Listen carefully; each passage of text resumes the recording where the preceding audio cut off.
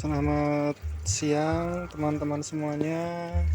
Hari ini saya akan share terkait bagaimana cara menyemai sawi dan selada ya. Ini ada sawi dan selada. Jadi saya memakai instalasi NFT menggunakan asbes. Kelihatan kan sawi, ini selada. Jadi ada yang saya double biar tidak boros rockwool, karena biasanya ada yang gagal semai. Nah kalau double ini kan nanti yang kelebihan semaian kan bisa buat yang tidak tumbuh. Nah gini, jadi saya memakai asbes untuk pembibitan karena gunanya sangat banyak ya. Penyemaian pembibitan ini agar produksi panen terus berlangsung, terjaga, mempercepat juga. Jadi mempercepat semprot. Jadi saya memakai instalasi asbes, lihat. Nah, instalasi asbes untuk membibit selada, dan saya pakcoy. Jadi kalau dia udah daun 3 atau 4 baru saya pindah ke pembesaran, instalasi pembesaran. Jadi ini udah ada nutrisinya agar mempercepat dia tumbuh besar. Karena kalau tidak tanpa nutrisi biasanya lambat ya. 7 hari baru 3 daun. Kalau ini 5 hari udah bisa 3 daun kalau pakai nutrisi. Jadi biar segera ditanam, tidak kelamaan buat penyemaian. Jadi kunci dalam pembibitan itu adalah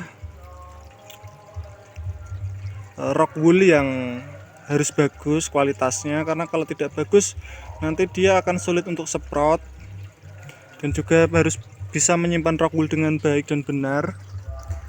Kalau saya sendiri itu biasanya menyemai itu seminggu 2 kali karena permintaan banyak.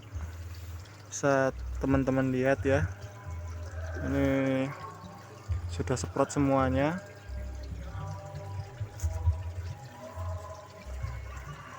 Jadi harus didiamkan 1 hari dulu. Setelah disemai didiamkan 1 hari di tempat yang gelap, terus hari kedua langsung dikasih sinar matahari.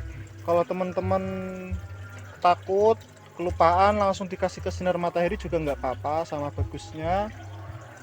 Lebih baik pembibitan itu juga dikasih nutrisi dengan kadar 600 sampai 700 ppm ya, biar dia bisa cepat tumbuh besar.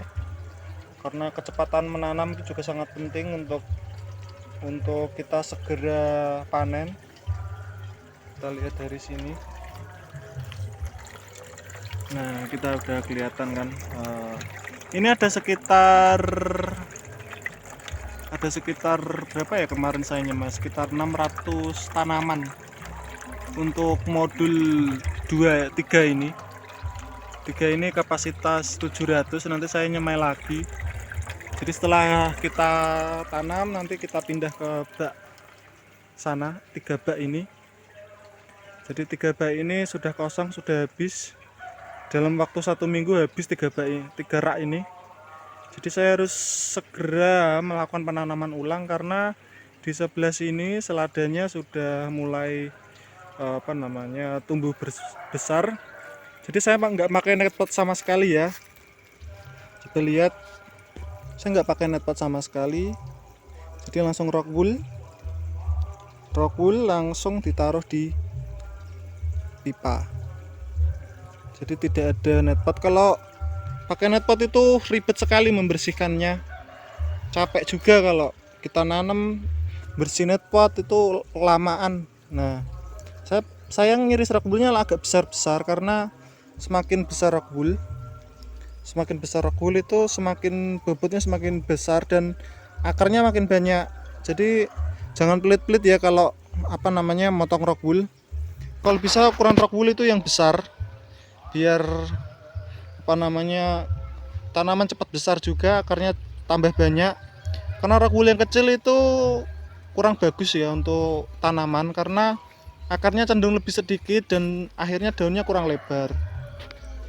Kita bisa lihat ini. Jadi saya tanpa netot sama sekali. Ini nutrisinya sekitar 900 sampai 1000 ppm. Ini keadaan lagi sedang agak mendung. Ini kemungkinan besar 20 hari lagi baru bisa dipanen. Nanti saya update lagi lah. Saya update tiap harinya bagaimana pertumbuhan selada saya. Kalau di rak sana, kalau di rak ini ada selada tapi ada sawi pakcoy juga. Saya tanami sawi pakcoy juga tanpa rockbull. Tanpa rockbull juga bisa dilihat. Tanpa rockbull. Tanpa netpot. Jadi rockbull langsung masuk ke dalam pipa. Kalau sawi lebih cepat ya, mungkin ini 15 hari lagi sudah bisa dipanen. Jadi kecepatan dia panen lebih cepat. Jadi bibitnya juga harus lebih cepat juga. Ini ada sekitar satu rak ini ada sekitar 340 tanaman. Jadi ditambah ini 340, jadi totalnya ada 680 tanaman. Kemungkinan 2 rak ini habis itu sekitar 7 sampai 10 hari. Kalau permintaan sedang cepat-cepatnya 5 hari pun udah habis. Jadi saya harus sering nyemai ya. Saya nggak ada instalasi permajaan, langsung dari sana, dari rak penyemaian langsung pindah ke rak pembesaran. Jadi biar panennya lebih cepat juga. Kemarin mau buat rak permajaan tapi kurang lahannya, masih kecil lah. Jadi saya pakai tandon itu. Saya pakai tandon itu untuk ngisi air, cuman kalau tandon kebanyakan di bawah semuanya. Di bawah semuanya tandonnya juga di bawah. Jadi itu yang bisa saya share. Selanjutnya nanti saya akan kembali lagi untuk nge-share. Jadi kalau bisa menyemai itu harus tepat waktu.